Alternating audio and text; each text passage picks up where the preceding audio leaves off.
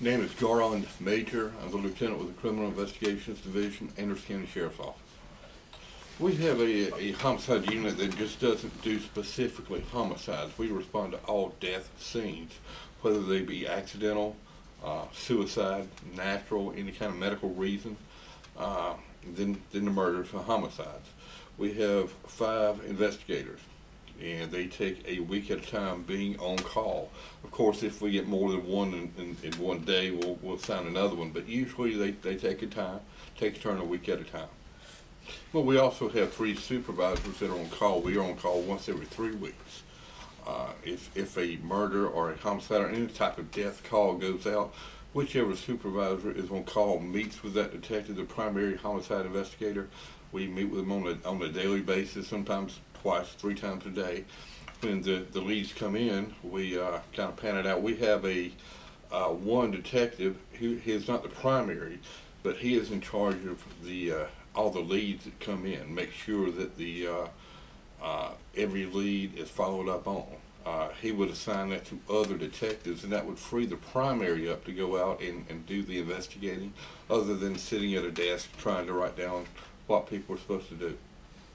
We keep a database of the homicides, and once they get cold, we never close a homicide case. It may be closed for a while, but when other information, new information comes forward, then we proceed with it. Here, because of budgetary restraints, we cannot go out. We don't pay overtime. We get reimbursed with comp time, compensatory time. But we give the detectives the time they need. And back in when the budget was a little bit easier and we did get paid overtime, it's pretty much the same closure rate here. Good and old school, I guess, police work, actually going out talking to people. We use all the latest developments and technology that we have access to, the DNA and stuff like that. But it's just pounding the streets, shoe leather, talking to people, being observant. Don't just go in there and look at the scene. Just take your time, do it slowly. Then again, we have our forces that we go out and talk to people. Crime Stoppers is a great aid. We get a lot of calls from Crime Stoppers and from the press, the media. When they put stuff out, we get calls. Just following up on every lead. We have one primary investigator assigned to a homicide.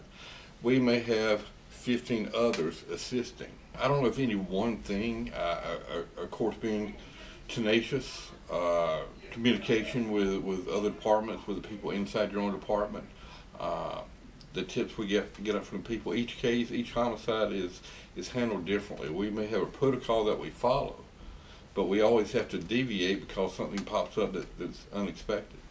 I can't say any one thing or 2 things that come in here. Just make sure that we collect all the evidence. We do all the tests that we can get. We talk to everybody, and like I said before, following through on all the leads.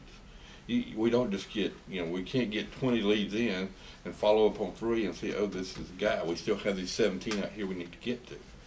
But we follow up on every lead, dot all the I's, cross all the T's. It's really important. Some of the unsolved that we have now are bodies that were found 2 or 3, 4, 5 days after the killing took place.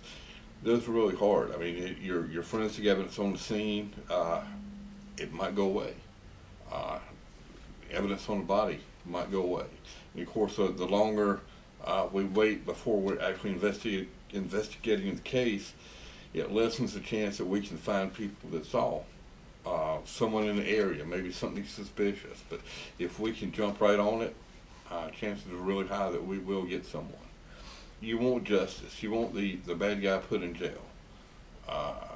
Some of our murders, we have a strong suspicion. We know who did it. Maybe the evidence isn't there where we could actually put it together and make a charge. It's difficult to do that. You never forget those cases. You don't just put them out of your mind. You go back and revisit them. We do that occasionally. We'll go back and get a case maybe 5, 10 years old, and we'll have another set of eyes, a fresh set of eyes to look through it to see what we need to do on it, if anything. But it's really hard knowing there's someone out there that committed murder, and right now we can't do a thing about it. We're fortunate here. We've got Carl Anderson is one of our deputy chiefs.